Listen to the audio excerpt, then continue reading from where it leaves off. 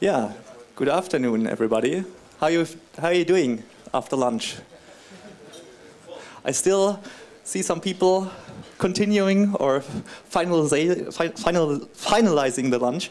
Yeah, actually, I'm kind of an alien here because I'm neither from the startup world nor from the corporate world right now and should talk about this topic, corporate and startups, a healthy relationship. Why? Because that's just one side of the truth. The other side is, as a professor, you're actually both. You're a kind of entrepreneur on the one hand, like pitching for research papers, creating projects, and actually having the freedom to almost do anything what you like and where you like to focus on. On the other hand, you are actually in a corporate environment which is even sometimes more bureaucratic than any other corporate. That means the university environment with the president and the chancellor and several governmental bodies, etc. So I know both sides, but I don't want to talk about myself, but I rather would like to talk about the topic corporate and startups, a healthy relationship. And I would like to do that with three insights. First of all, I would talk briefly about a study we recently did about incubators and accelerators. It's not yet published, so I just can talk about it.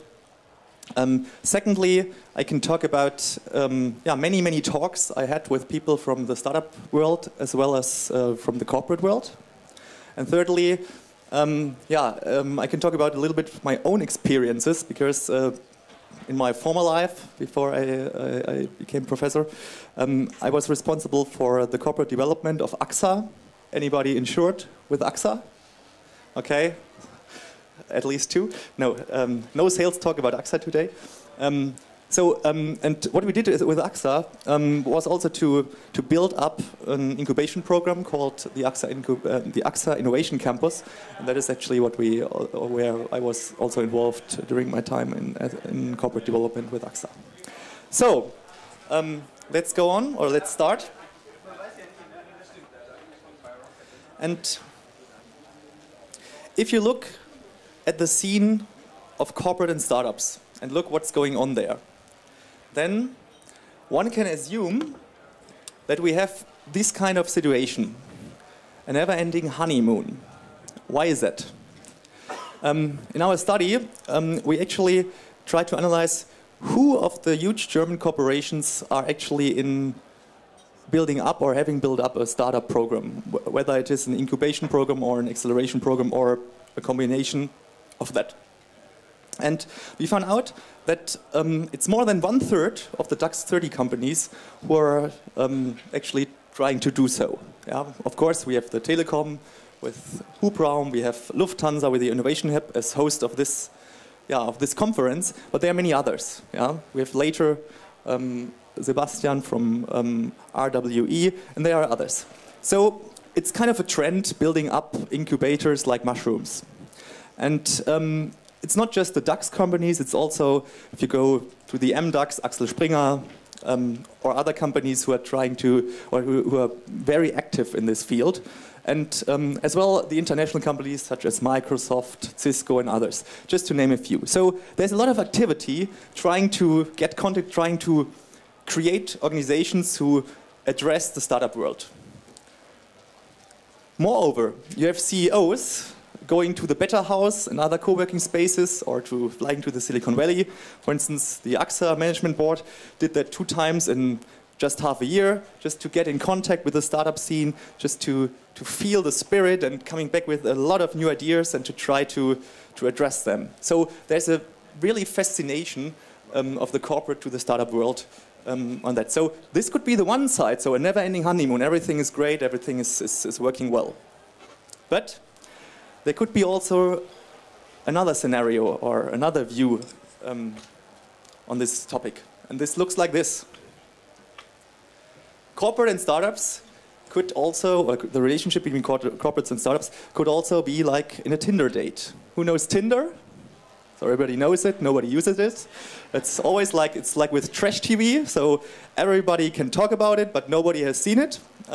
So it's like with Tinder. So it's screening, pitching, and then going to the VC. So this could also be the other side of reality. Because if you really look deeply into success stories of, and we just had this discussion with one of the colleagues later in the panel, of real success stories of corporate startup partnerships, or of startups built up within a corporate, then you really, really have to look for a long, long time. I mean, what you can see is obviously we had in this session, I think in the morning, we had Evernote and the Deutsche Telekom as a best practice of good cooperation. We have Spotify also with Telekom. But these are actually just product or service partnerships. I mean, these real partnerships in terms of that a startup really can also influence the culture of a corporate and go even further, there are hardly to find any cases. So maybe also this side or this view to the world could also be realistic. But the question is now, what makes both sides actually attractive to each other? Because I want to deepen that a little bit next following minutes. Some of these things you already know, but I would do that to later on try to or present you my ideas. What should be done to improve this situation, to really generate sustainable success stories? And I use the metaphor of the bride. The question, the startup is a bride, young, sexy, attractive, innovative, etc. And the question is, what makes the startup bride attractive? I mean, there's obviously a couple of things. This deep spirit for innovative ideas, entrepreneurial spirit, you all know that. Like looking for an idea that changes the world. And you just have to go to a startup conference or later just to have a view on some of the pitches. And I'm always very, very impressed if I look at that pitches. And sometimes a friend of mine said, pitching is like an art. And I think there's some truth. So, and it's like because these people, they are so enthusiastic and keen in changing the world and keen in finding ideas which are really brilliant. Yeah.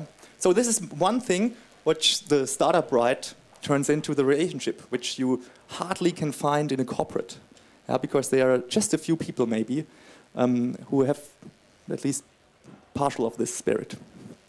Of course, there are other things. For instance, there is actually also the culture of startups, and we heard a lot about holacracy also in the morning. This concept of different way of organizing work, not having job titles and positions, but more moving over to functions, to tasks, to organizing like a Facebook or like an app, to that people can do different kind of tasks and not being stuck in their specific position. And this way of organizing the company, we can find just or exclusively so far in startups. I mean, Spotify is also one example, but we had on the stage before, we had also some other examples. And I would like to tell you just 1 second a story or an example which I find really, really fascinating in the Netherlands. In the Netherlands, there's a company, also a startup, I think it's founded just 5 years ago, in the elderly care business. It's Buurtzorg. I don't know if anybody knows that. I'm not an expert in elderly care, but I think it's very interesting because they also turned the way of management in this company. They have almost 10,000 people with more than 300 million euro sales. And guess how many managers do they have? What do you think? 10,000 people, how many in total? How many managers? Any guess? Okay, they have three general managers, but in total they have just 80 head-offs, let's call it. And imagine, 10,000 people, 80 managers in total. And how can that work? And that works because the founder has this idea of trust. He says, okay, we don't have to have this the controller mentality, what we can find in some corporates, yeah, that you have more controllers than people doing business, yeah. And I exaggerate right now, but sometimes in some units you can find that phenomenon. And so this is just one idea of, yeah, or one different way of organizing a company, and this comes from the startup world. And I'm curious, yeah, when the first corporate could really transfer such methods, such ideas as holacracy, or as this way he calls it different, with this Dutch guy, to a corporate environment. It's very, very difficult because the organization, it's different mentality. The people are stuck on titles, on job position, etc. So very difficult. The question is, if the hypothesis that this way of working, becomes reality in the next 20 to 30 years, then also corporates should do, and they can have the role models. They have the role models out in the market from the startup world. Just to name some examples, you can even find more. Don't want to go into the detail about talking about startup methods such as lean startup, design thinking, canvas models. All these methods, which can also be which actually were established within the startup world and now are transferred also to the corporate environment. So these are some elements which make the startup right attractive. So now the other way around, what makes the corporate groom attractive? What does he turns in, or what brings he into the relationship? And I mean, it's obviously very easy to make corporate bashing, yeah, and telling stories about bureaucracy and how long it takes time to just get an identity card for the corporate entrance, whatever. But I mean, there's really one thing which a corporate has per definition, which a startup does not have. That is experience. That is the next thing, but it's really experience and a history to actually have proven to survive in terms of Darwinism, to survive in a tough market environment and to fight or to compete against tough competitors. And this is what the startup still has to prove. Yeah? So this mentality, at least, to survive longer than the first year or longer than 3 years, this is one thing which a corporate turns in and where actually both worlds can learn from each other. I mean, there are also some other things I don't want to go too much into the detail with that, but of course, corporates are really good in execution. I mean, corporates, it's all about processes. They know how to execute. Sometimes if it's exaggerated, it's bureaucracy, but at least they know how to manage projects. They know how to deliver service to the point of time, and it should be the case. I mean, if it were not the case, then think about, you cannot manage a power plant, yeah, or a chemistry plant if there are not processes for any situation. Otherwise, you have chaos. And so this is one thing which a corporate has established, and which is different to the startup test and learn and test and failure and test and improve mentality. So obviously a couple of things, a couple of really serious things which could be very complementary, which could really fit together for both worlds. And now the question is, yeah, but if life were so simple? Because there are also some arguments why this obviously good, or these arguments and these points, why there are some reasons why this could not work. And I will just pick out one or two things. The first thing is, think about competition. And look at different branches, look at different lines of businesses. And you can really find in almost any branch one significant competitor from the startup world. And I'm not talking about Google or Amazon in the e-commerce business models. I'm talking about startups such as, even if they are small, yeah, insurance business, check, 24, check, 24. Tesla at least for the automotive electrified business.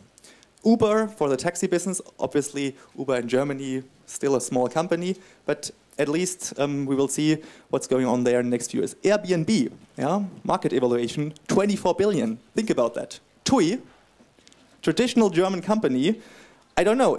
I think it's less. Of course, it's market evaluation in terms of it's not on the stock exchange Airbnb, but still. So it's a company which is just 5 to 10 years old, and actually there are more paid or booked nights in New York from Airbnb than from all hotels chains together. Just in a normal weekend. So you see there's competition growing, and the question for corporate managers is then, okay, now collaborating with startups is a good thing, but on the other side, we can grow our future competitors by supporting them. So this could be one mentality thing which could make this thing different or difficult. Another thing is, and I think this is even more obvious, people. If you talk to corporate managers, to corporate HR managers, human resources managers, then they tell you, in former times, our main competitors for the best, for the brilliant people, were McKinsey, Boston Consulting, Deloitte, Roland Berger, and the investment bank. Now that changed. Now people go to Rocket, or found their own startup, and I mean, they don't tell it in the public, but some told me that they even get just the second league of candidates sometimes. And this is really this is a tough statement, yeah? When you have to accept that the good people actually work for startups. I mean, you can try to work with them together, but actually at the end of time, you like to pick them up to try that they work for your company, and they don't like it anymore. So this is another area, and you can go on. I don't talk now about really operative challenges during the relationship or during cooperation projects. So this is not very easy. But the question now is,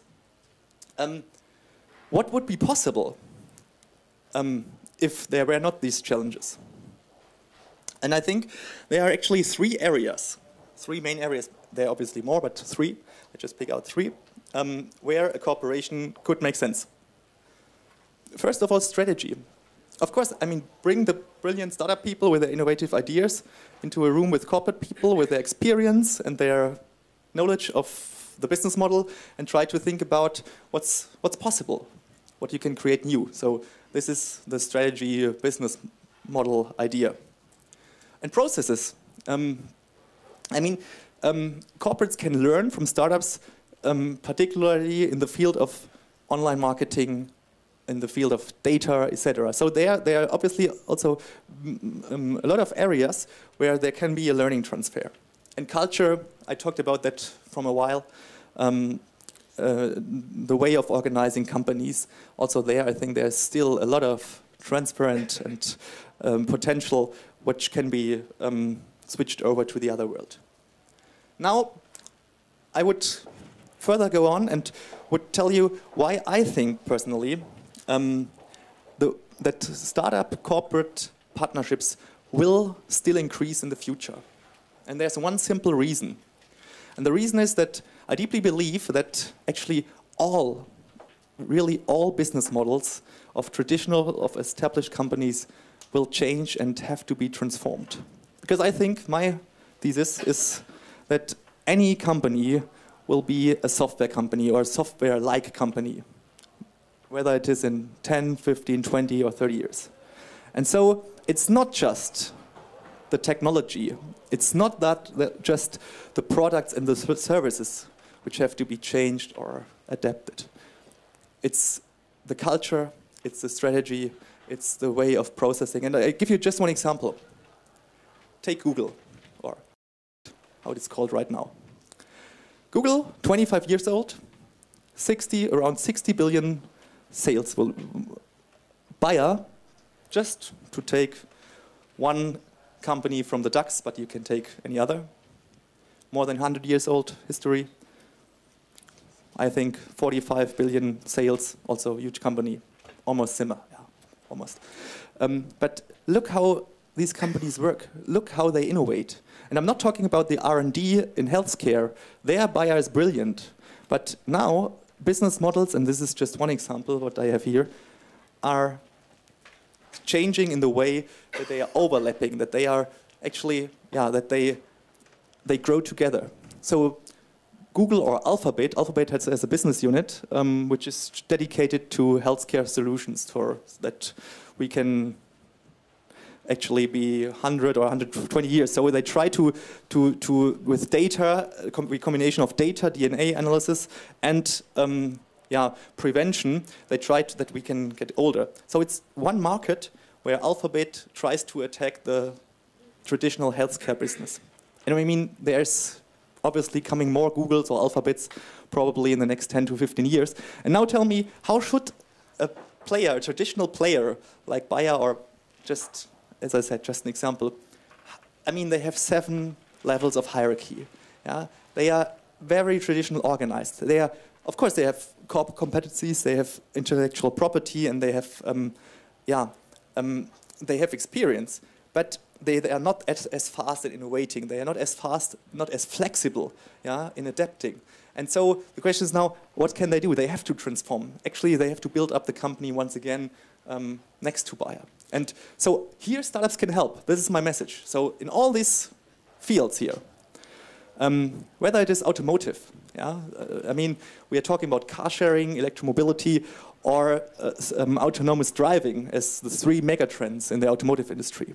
And the question is now, is it possible that corporates can do that by their own? I don't think so. I think their startups can help if this vision or this idea of a mobility provider, and not just in speeches of CEOs in front of investors, will come true.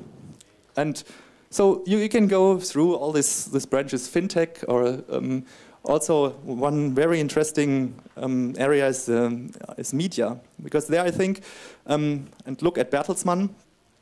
Bertelsmann is trying to build up a new business unit of education, because they think that could be maybe substitute the old TV business one day when it's not relevant anymore. And they bought shares in Udacity.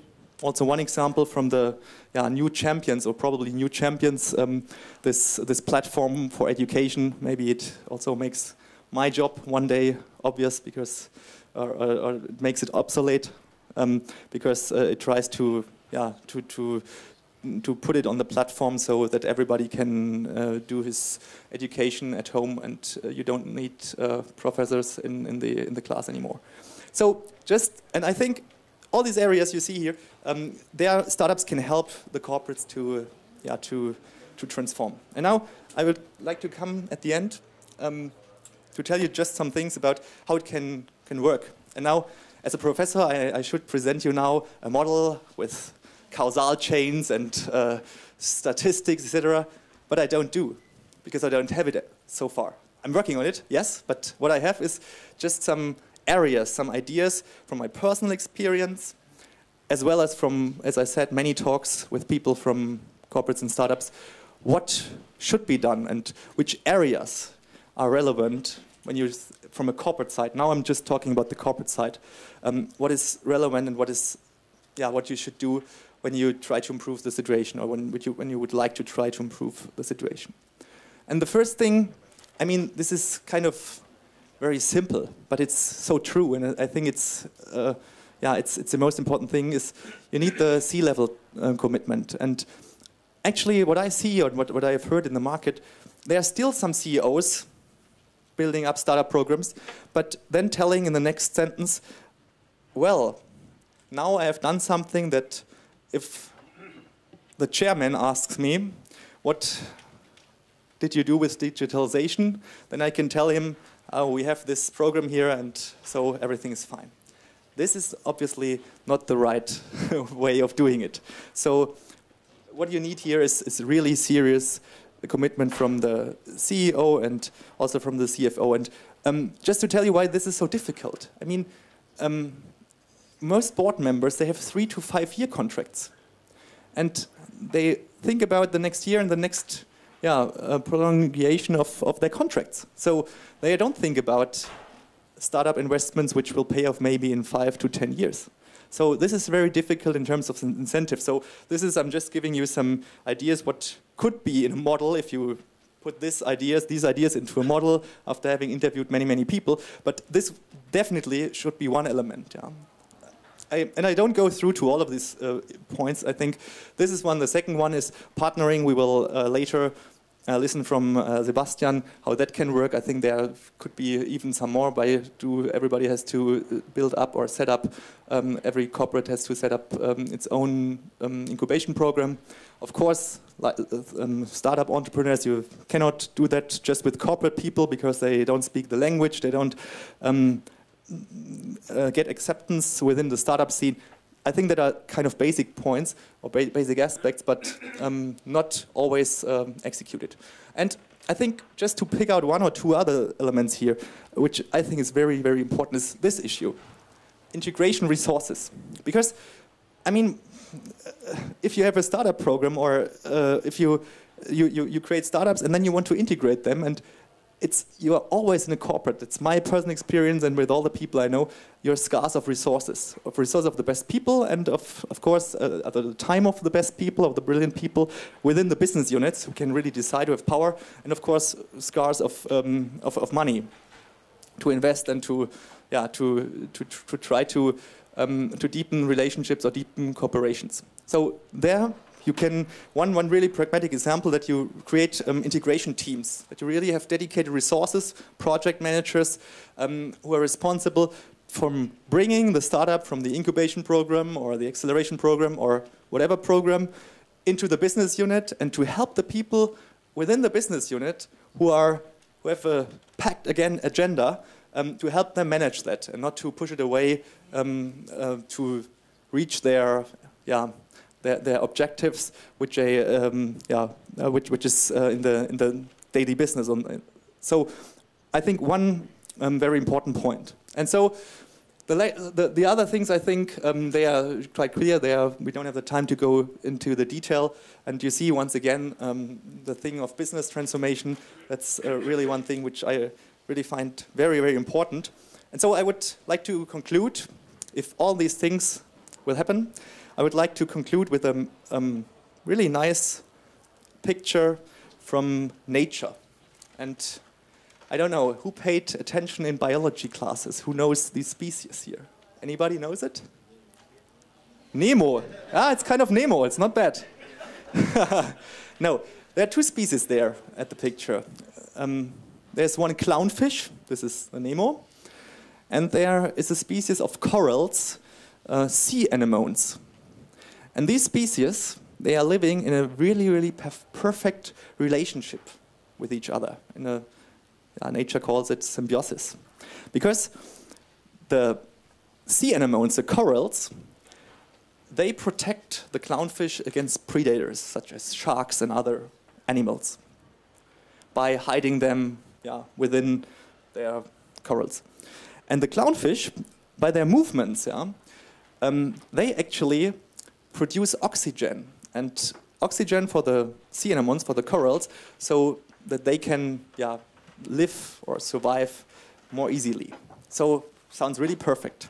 And I think this could be a role model also for corporate and startup partnerships in terms of a long-term perspective. And the interesting thing, the award-winning question now is, who are the clownfish and who are the sea anemones? And if you ask me, I think this will actually change over a period of time. So think about that, and thank you very much.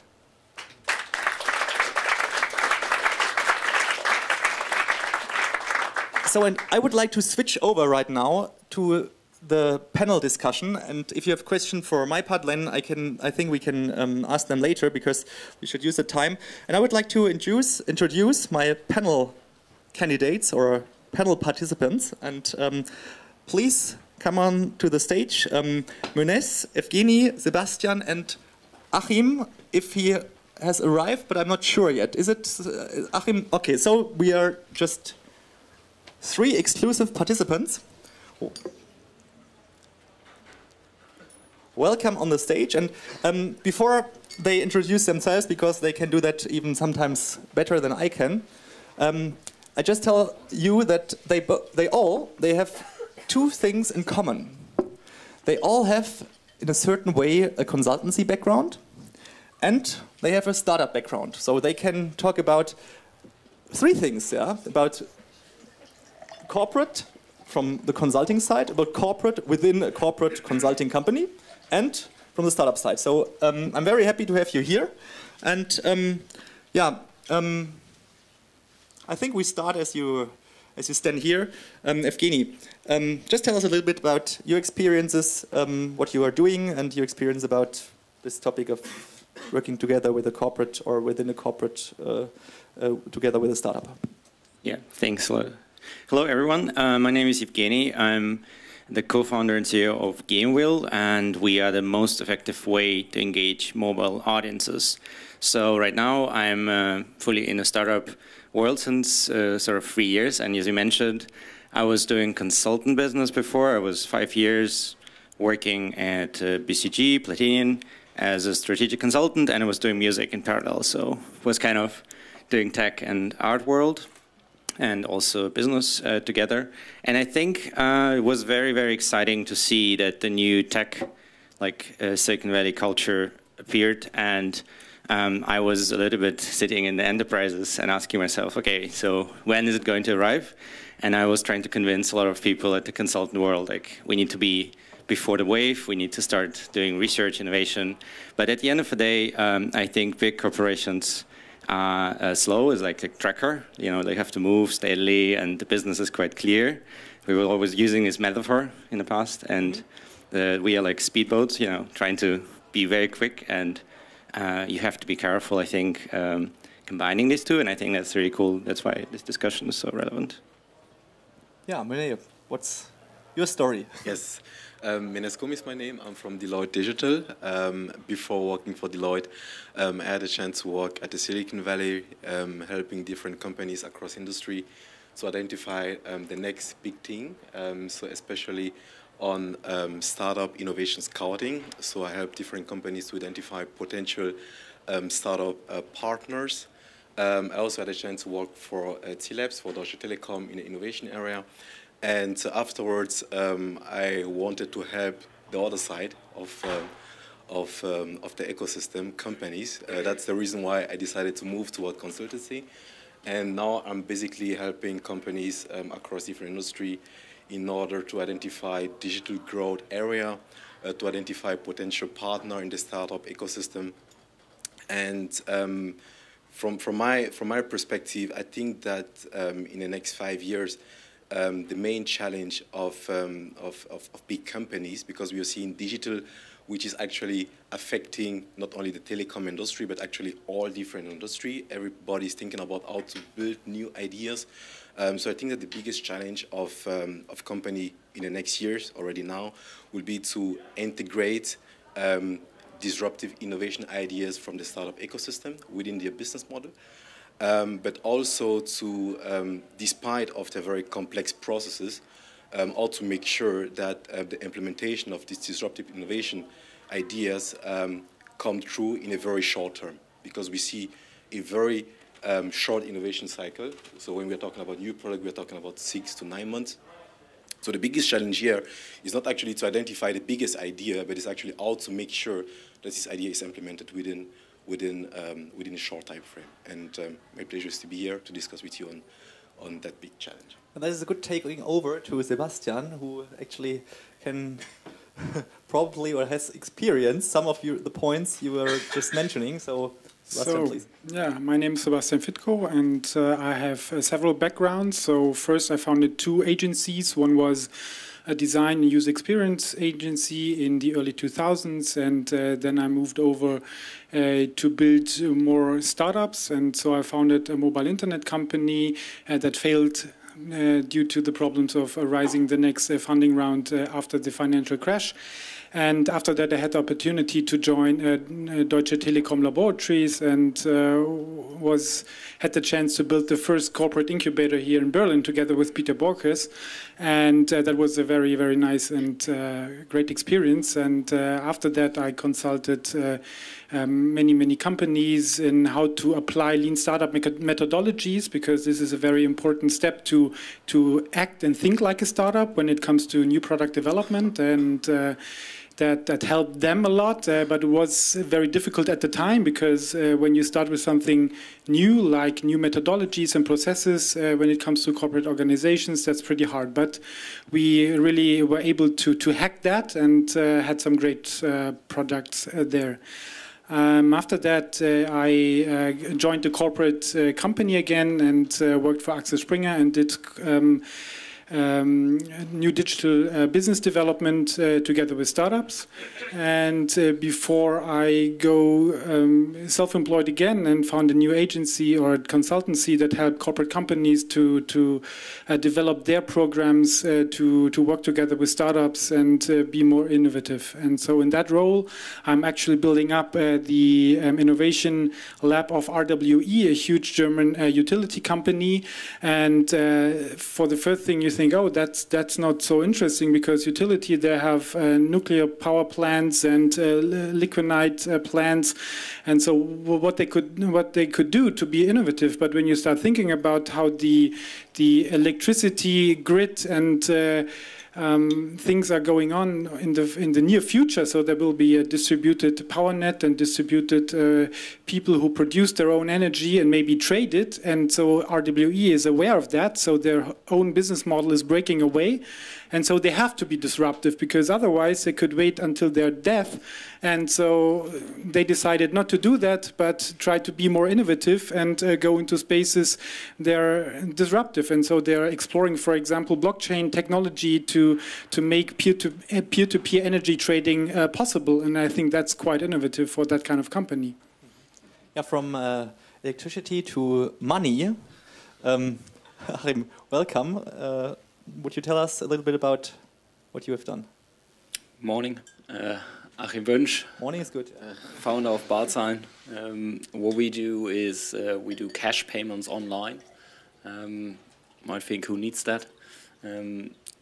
What we firmly believe in, that there are way too many payment options for high-income individuals. So if you're in the high-income bracket, you have PayPal, you have Sofortüberweisung, you have credit cards, you have bill payment providers like Klarna, and nearly 80 mobile payment companies and Apple and Android Pay.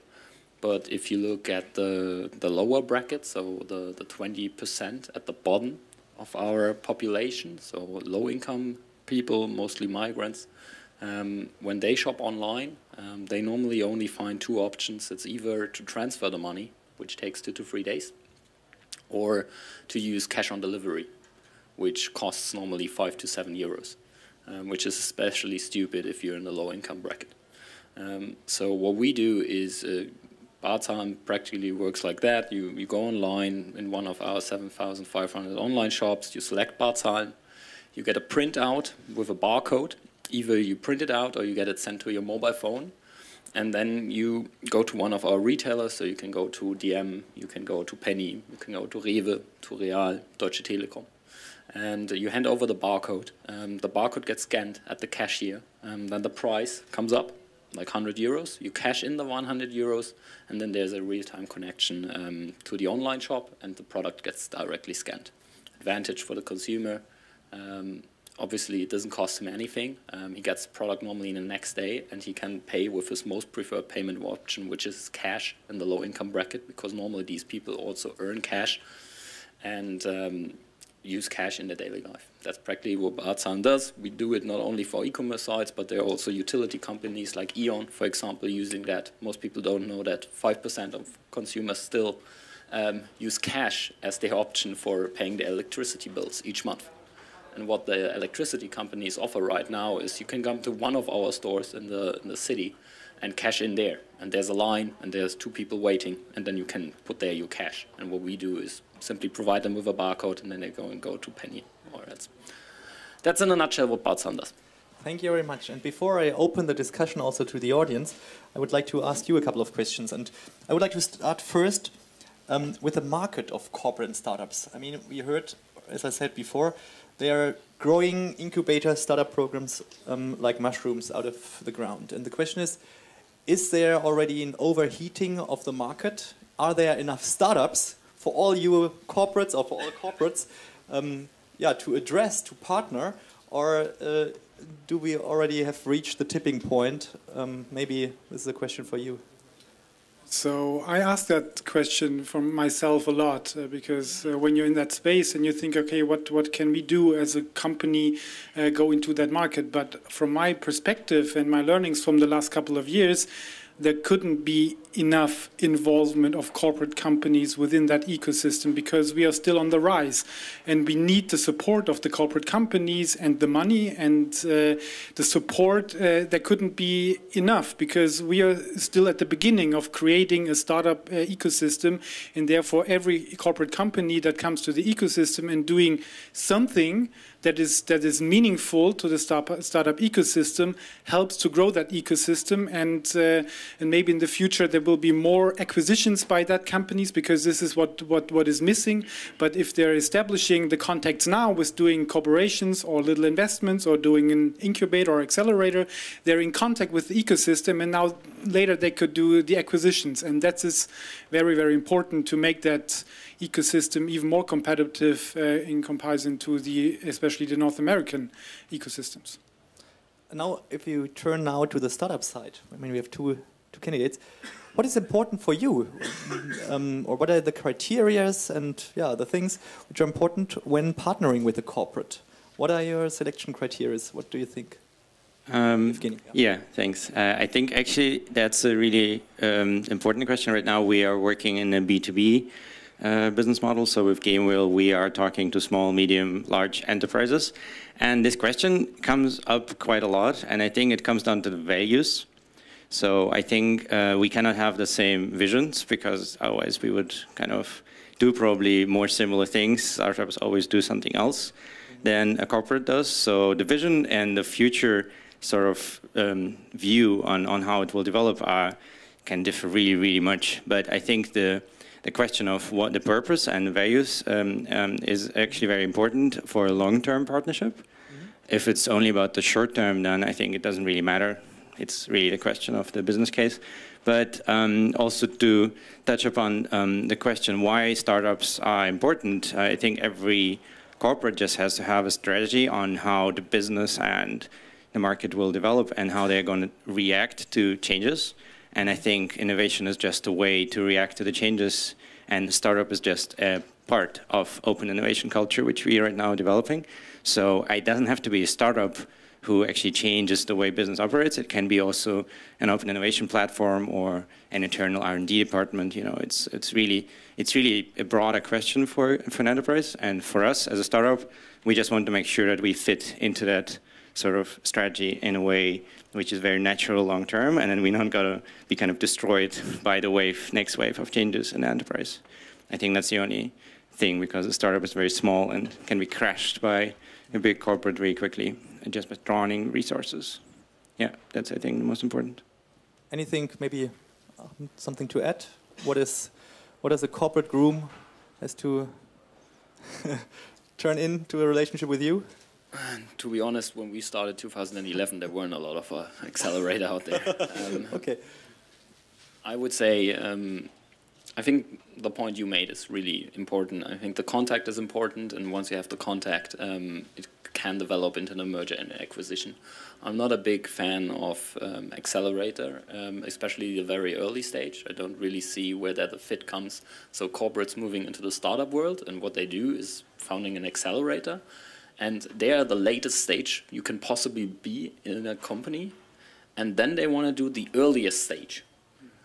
Doesn't make any sense to me. Why don't you do at least the late stage startups? And this is something I don't understand. But I see the point that it makes sense somehow to collaborate. We have Rewe as an investor as well, which makes sense because they have the stores. So they can kick their investment by only having the stores as well, and then you kick valuation, and then it also makes sense out of a financial perspective, because at the end of the day you need to earn money as a corporate. And I would think that later stage partnerships or M&A transactions in a more structured way would be better for the whole ecosystem than 20 corporates right now founding their own accelerator, but that's just my opinion. But that's a good question for Mene, because you are on the other side, you are doing consulting for corporates who are exactly in this situation, thinking about doing something. So what do you think? What are your recommendations to your customers? I think basically the first thing is that it's not a question about the number of startups which are in the business. So basically our customers are trying to find the next big idea. So they are actually partnering with a wide range of different startups in order to have a pool of ideas so that they can start to prioritize. So basically, it's not being incubator or being accelerator. It's good to be in both areas in order to get a wide range of different opportunities. So that's the first step. And then in the next steps, you start to prioritize and see, okay, which different options I have in order to tap into the new business area. And then based on the prioritization, and then you start to think about the collaboration model, which is the right one. Also, in a different discussion this morning, there was this discussion, okay, does it make sense to leave a startup as standalone unit, not integrated within the company, or does it make sense to integrate the startup within the company? Also there, I would say it depends from the business model. So now, if you're tapping in a fully new area for the company where you don't have any expertise, in that case, my recommendation is to leave the startup, to give the startup the resources which are needed, the assets, the financial resources, the market access, so that the startup can leverage its expertise in order to grow further. If there are some synergies between the startup business and the company, what we usually recommend is to find a kind of collaboration model between the two areas. So for example, you bring some entrepreneur within a team of the corporate, and then you kind of build a nucleus within the company in order to accelerate the ideas coming from both worlds. So I would say there is not one size fits all. It depends from the business model, but basically it makes sense to diversify the portfolio, to be in the incubator side and also on the accelerator side in order to get the level of ideas, and then at the end of the day to find the right collaboration model. Okay. So I'd like to build on that. So I think, so my experience, corporate companies have to think about their way of their strategic portfolio management. So there is a portfolio that's called Horizon 1.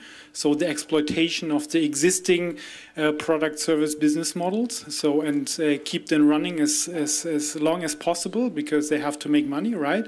And there is where you have all the established processes and the legacy of the huge corporate company. And then you have Horizon 2, where it's more about new business development. So getting more new businesses into your portfolio. So build kind of a funnel there.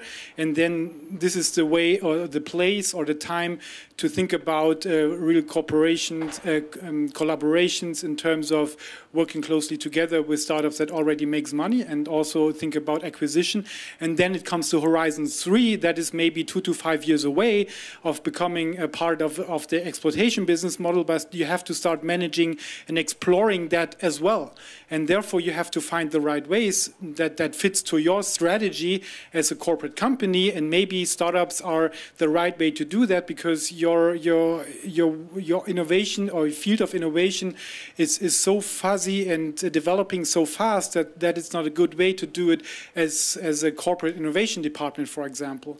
And that's why I think you have to have kind of a strategy in mind, and then you have to keep on filling up your horizons of innovations to be successful and competitive in the future with your Horizon 1 business models, where you obviously make the money. Thank you. Yeah, we are on a fireside chat, so we would like to spill over some sparks of the fire also to the audience. So I would like to open the discussion, and yeah, feel free to ask questions to all of us. Question to you and to Achim.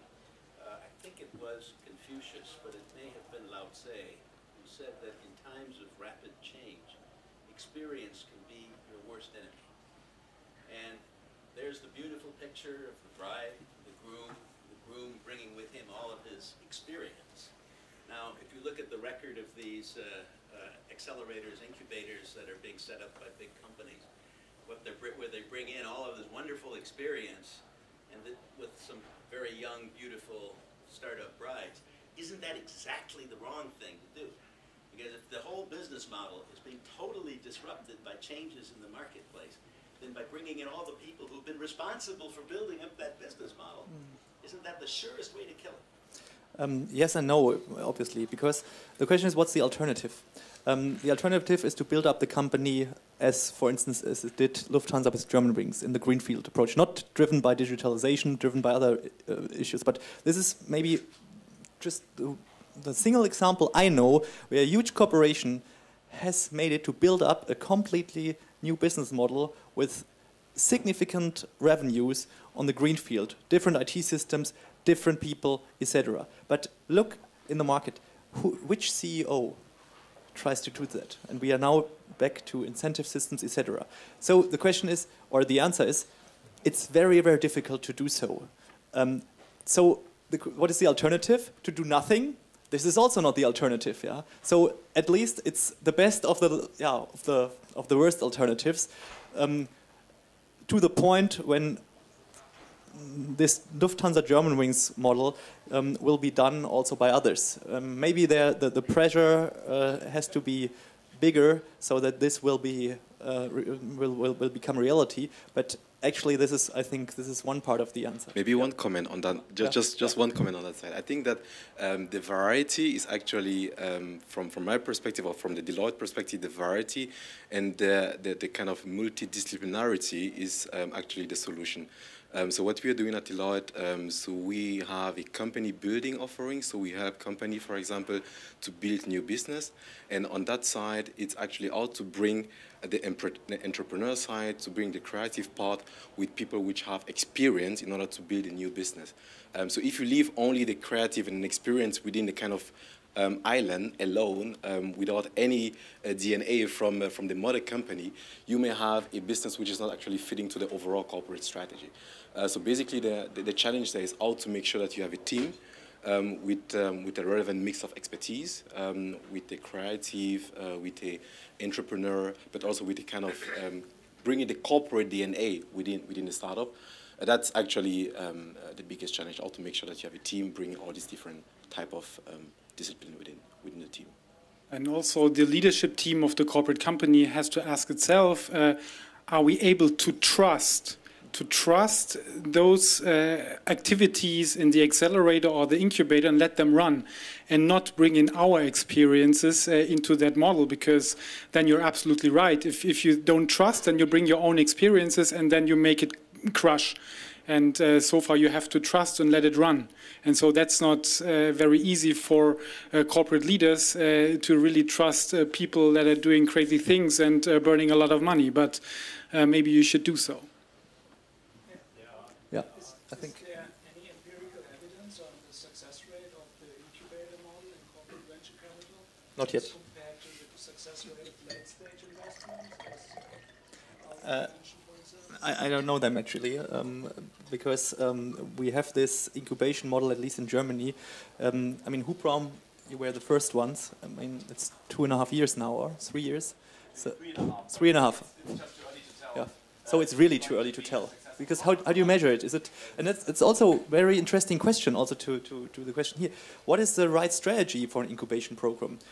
Remember what I said before, incentive systems, 3 to 5 year contracts. Is it better to produce a first showcase exit that you get silence in terms of working now on the cool projects, or is it how long? Which time do you get? How do you measure success? What is a success story then integrating a startup? Is it selling it? Whatever. So it's very difficult. So there's not yet empirical evidence to measure that, but we are working on that. So that's actually some projects we are just we will try to find that out maybe in the next few years. Yeah. I think there was one question. Sebastian, just what you mentioned, the question of trust is very important. And I actually, last night at dinner with a friend of mine who is heading the innovation strategy department at a large pharma chemical player. And what they are doing is, and successfully doing, is they cooperate at a very early stage with R&D labs. And they just they fund their projects without any legal a cooperation agreement or so. They just give them like 100,000, 200,000 euro to develop the idea. They participate in the team, so they are very well aware of the results even before they are published. Yeah. And then they, if an idea is emerging that would justify to found a company, then they step in and say, okay, we want to be the first to invest there. That's basically their strategy, and as far as she explained to me, it's quite has been quite successful for the last 3 to 5 years. Maybe also one comment to that, if I may. Right now with Gamewill, we are part of Seedcam. It's an acceleration fund from UK. Maybe some of you know. It's already has like invested in 180 plus companies, so it was like a Y Combinator age started very early on. And what we see there is very successful model in UK, especially that brands have innovation. It's also emphasizing the point, innovation marketing department, for example, in our case. And if we talk to a marketing department, then they have a budget, they have a plan, it's all lined up. In November, October, it's fixed for the board. So if we want to have a new product tested, it's very hard to convince them because their goals are just different on performance. And but there are innovation departments of the same brands, and they have this kind of budget for whatever things come up. And exactly that's the best approach for the early stage product. It's very wrong to apply the experience and process because it will just, you know, hinder the innovation.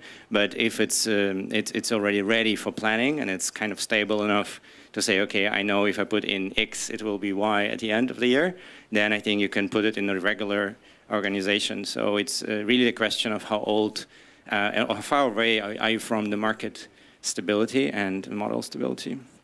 Yeah. One comment on that. Last comment. Yeah, one last comment on that. For one client, we actually developed a percentage for the innovation business. How many percent needs to be in the core business? How many percent needs to be in the non-core business? And out of the study, we decided to say 70% of the budget is actually on innovation ideas, which are not far from the strategy of the company, so where we need to have control within what is happening there. So there you have a mixed team of innovator, but also from people from the corporate side within the company building team. And then 30% was actually just laissez-faire. So they invested in different type of ideas without having control. So that could be also an approach to say, okay, a part of the innovation investment is actually for the core business, and the other part is actually more risky for everything which is very disruptive. So laissez-faire is a good closing remark.